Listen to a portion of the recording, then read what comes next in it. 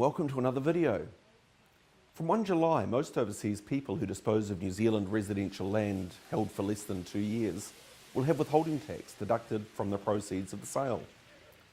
The purpose is, of course, to ensure foreigners who might have a tax liability under the Bright Line test do not just disappear before paying their tax. Seems fair and reasonable, right? After all, this withholding tax only targets the offshore RLW person, which most would assume is tax speak for a foreigner owning residential property in New Zealand. This probably seems reasonable to most people, but it's not that simple, and there will be unexpected consequences for many a Kiwi who would never have considered themselves to be an offshore RLW person. For example, if you're a New Zealand citizen who's been outside New Zealand for the past 3 years, you are an offshore RLW person.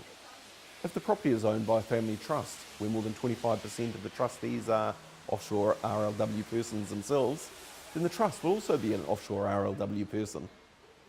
If an offshore RLW person has received a distribution from a trust, $5,000 or more, within the previous 4 years, then the trust itself will be an offshore RLW person. These are just some examples, but you can see it's not difficult to fall into the Resident Land Withholding Tax regime, especially if your property is in a family trust and one or more of the trustees or beneficiaries are overseas, perhaps studying, perhaps working, or on their OE. So what does all this mean?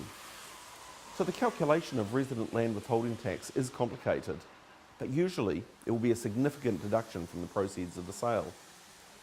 The resident land withholding tax is not a final tax.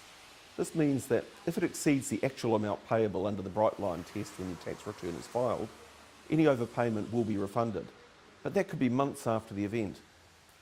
The onus to deduct will in the first instance be on the vendor's conveyancer, who along with the vendor will face penalties if this isn't deducted and if it isn't paid to the IRD on due date. So the message here is, whilst resident land withholding tax might seem simple, and whilst it may appear to be targeted only at foreigners profiting from land transactions in New Zealand, it will inadvertently catch many Kiwis. So do allow plenty of time to get this right, especially if your trust is selling a house within 2 years of acquisition, and particularly if any of your trustees or beneficiaries are living offshore. Thanks for listening. If in doubt, get in touch, and please hit the subscribe button below to receive more video updates.